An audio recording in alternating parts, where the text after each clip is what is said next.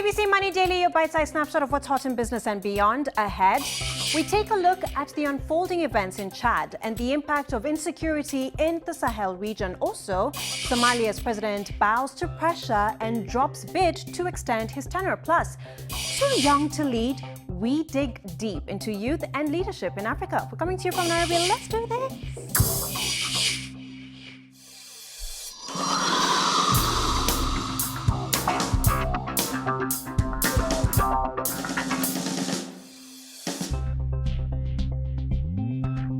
I'm Hayakawa. Money Daily starts right now.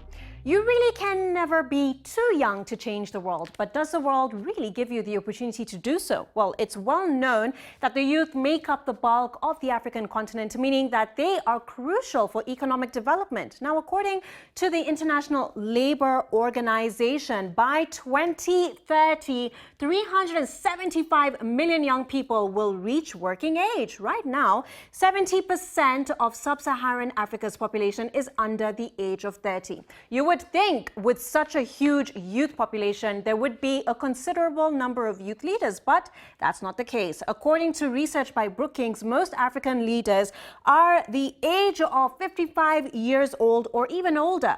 At the parliamentary level, only 14% of members are under 40 years old. But what can young people really bring to the table? Well, women and youth activist Ponelo Kalonga puts it like this. She says, Africa's large youth population presents a great opportunity to influence the emergence of a new generation of leaders. The reality, though, is that there's need for youth leadership development process in the developing world. So we turn to a Biz 100 experts from across the continent. We asked them what difference they think young leaders can make in heading global bodies. And this is what they had to say. Having young leaders in global bodies would help amplify the voices of young people's needs. It will also bring together to the table a group of young minds with much skills to influence and drive policies. Millennials are transforming the status quo by seeking purpose in organizations they serve without sacrificing their flexibility to be who they are at work. When we say no to youth leading, we say no to growth. And when we say no to growth, we say no to endless opportunities. Endless opportunities that not only change our communities, but it changes the world that we live in. I think that young people have been taken for granted for a very long time because we can see it all over the place. They have an opinion. We always say that young people are the leaders of the future. Why can't they be the leaders of today? First of all, these are the people who are most affected by joblessness at the moment in the country. And having them on board in these positions would be a great thing because they're very flexible. They're always willing to take up roles. They are equally very enthusiastic about what they do a lot of times. Well, joining me now is Petrider Paul. She sits on the African Youth Advisory Board Council. Thank you so much for joining us this afternoon. Well, why do we have such few leaders in Africa, young leaders in Africa? Is it that there's a negative perception that young leaders don't have the experience, or what could be the problem?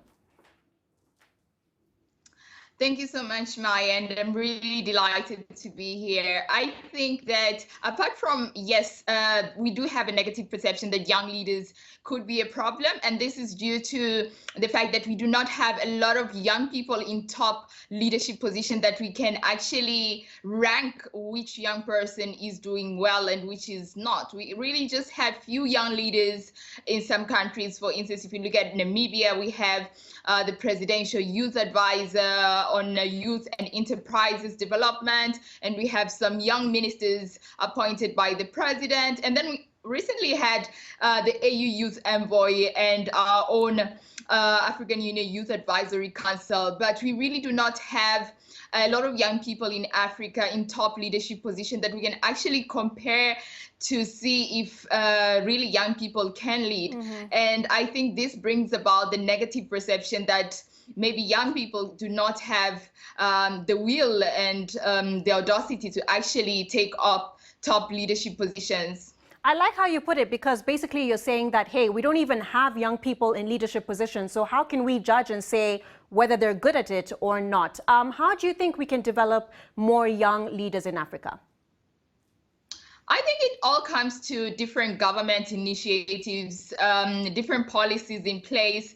I think for our case, for the African Union level, what happened is within our roles, there was a call for applications, and it didn't pass through the government. As we all know, the African Union is an intergovernmental body. So as long as we have some different policies and changes within government institutions to reduce the bureaucracies, whereby for a person to have such a high top leadership position has to be, let's say, from the age of 45 or from the age of 55.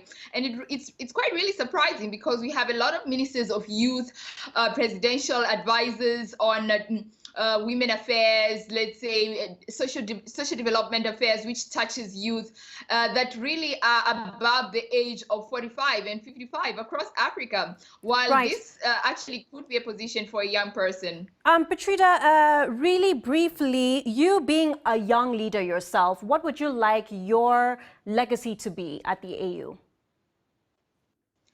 I think my legacy from the African Union level would be the fact that I want to bring other young people to top leadership positions. I managed to reach the top leadership position of the African Union through the Bureau of the Chairperson, but I want to influence governments and different institutions, organizations, international platforms, regional bodies such as the EAC, the European Union, to also have young people in top leadership positions. I think that will be probably my legacy I want to leave.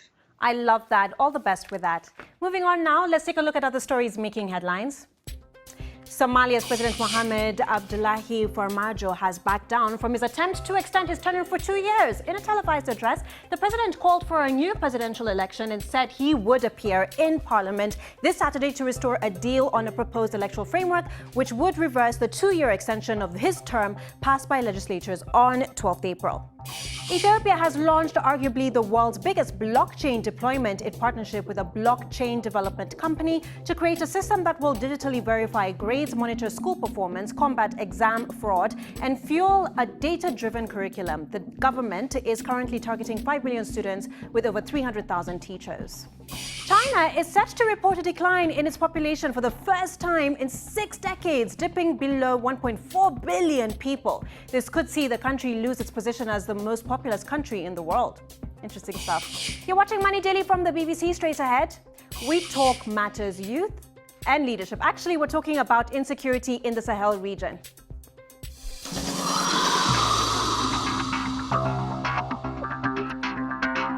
While the death of Chad's President Idris Deby has triggered conversations around insecurity in the Sahel region, Chad's economy was already weakened by the COVID-19 pandemic and a drop in oil prices. In January this year, the International Monetary Fund reached an agreement with Chad over a relief package worth $560 million.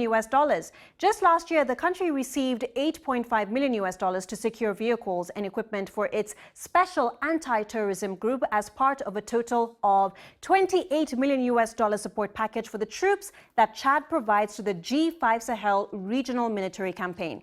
The UN says insecurity in the Sahel region, which comprises Burkina Faso, northern Cameroon, Chad, Mali, Niger, and northeastern Nigeria, has increased 8-fold since 2015 and warns that 29 million people need humanitarian assistance. Joining us now is Gonza Munganwa, an analyst focusing on the Sahel region, to shed more light on this matter. Thanks for joining us. Let's talk about the president's death. What does this mean for the region in terms of the security for the G5 countries?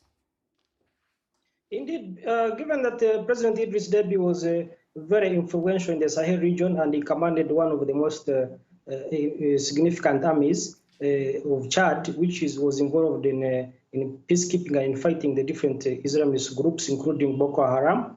That means going forward, we have to look at how his successors, particularly his son, Mohamed Deby, will manage to consolidate and command and continue commanding the army. However, this should be, for me, I would think, should be an opportunity to reform the state structure in not only in Chad, but in the wider Sahel, to make sure that there are state institutions which are powerful, capable of fighting and keeping peace rather than being dependent on the charisma or generalship of a single army. So this, Right.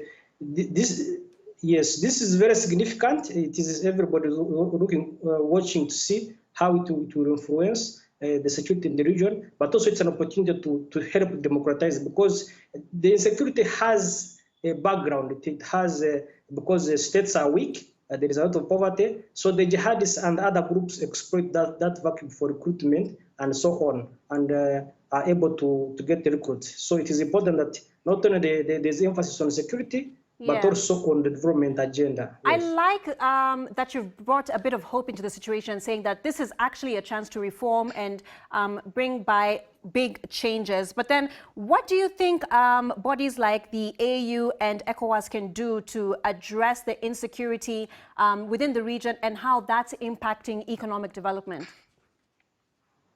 Already the African Union last year promised to contribute troops there, but it needs more emphasis. It's very good that the African Peace and Security Council condemned the military takeover and emphasized that there should be a democratic process. We saw yesterday that the French president was also saying that there should be a dialogue, and which is the leaders have accepted. The military leaders have talked about. For the role of ECOWAS, it is very significant that Nigeria becomes much more involved. As the big country, which is rich, we should have a capable military. At the moment, of course, it does not appear so. Should have much more involvement, and then they should. Gonza, thank you so much for that. And now, before we go, we've scanned the whole internet so you don't have to. Here is our summary and what we like to call too long didn't read. A 39-year-old Japanese man has been arrested after dating more than 35 women and told each one he had a different birthday, so he regularly received gifts. Takashi Miyagawa was arrested for defrauding the women after pretending to be in a serious relationship with them. Wow, talk about making money off dating. Now, are Crocs making a comeback? Well, the Academy Awards musical director Questlove wore a pair of Crocs on the Oscars red carpet this year. The Crocs were spray-painted gold for the special occasion. The shoemaker reported record sales of $460 million and raised its revenue outlook for 2021. I think I'll get mine. Google owner Alphabet saw its earnings soar in the first quarter as people stuck at home in the pandemic and used more of its services, with net profits going up 162% in the 3 months to March. Well, that's it from BBC Money Daily today. My name is Hayakawa. See you next time.